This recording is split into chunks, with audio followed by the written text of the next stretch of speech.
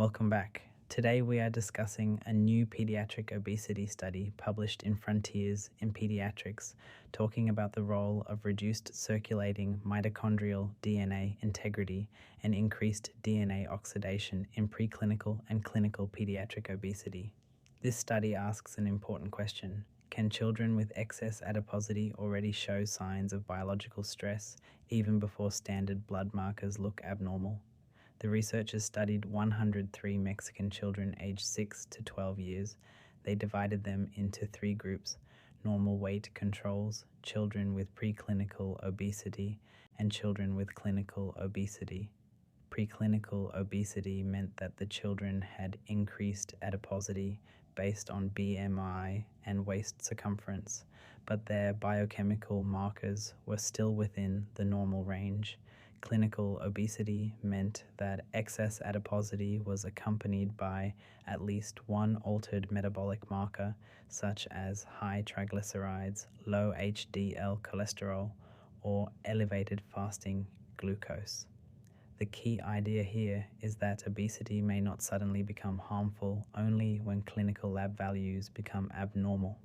The biology may begin changing earlier. The study focused on 2 markers. First, 8-hydroxy-2'-deoxyguanosine, or 8-OHDG, which reflects oxidative DNA damage. Second, circulating mitochondrial DNA integrity, or cmtDNAI, which reflects how intact or damaged mitochondrial DNA is in the blood. And they found both the preclinical and clinical obesity groups had significantly higher oxidative DNA damage compared with controls. At the same time, both groups had reduced circulating mitochondrial DNA integrity. That means children with excess adiposity showed evidence of mitochondrial and oxidative stress even when they were classified as preclinical before clear metabolic abnormalities were detected. That is important because mitochondria are central for energy metabolism. If mitochondrial DNA is damaged or fragmented, it may indicate early cellular stress. Interestingly, the total amount of circulating nuclear DNA and mitochondrial DNA did not differ between groups.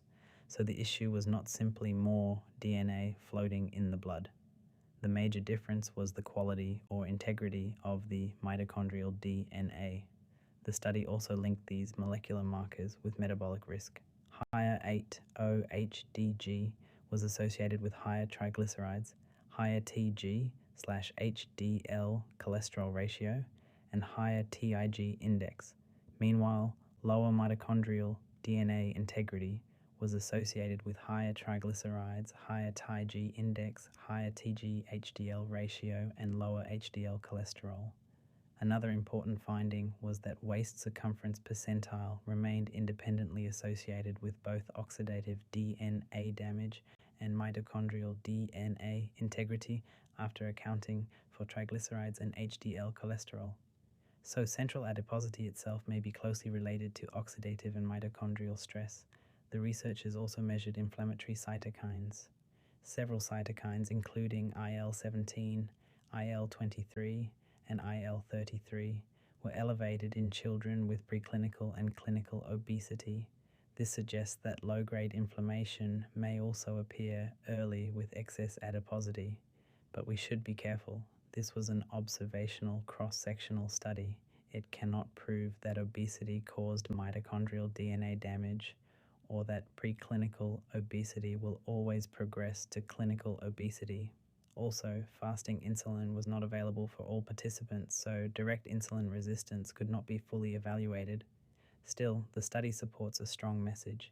Standard clinical markers may not capture all early biological changes in pediatric obesity.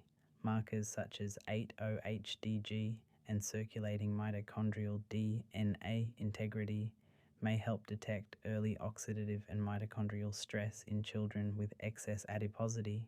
In simple terms, the paper suggests that the body may already be under metabolic stress before routine blood work clearly shows disease. That's all for today. The main takeaway is preclinical pediatric obesity may already involve mitochondrial DNA damage, oxidative stress, and inflammation even before obvious biochemical abnormalities appear. Thanks a million for listening. Ciao.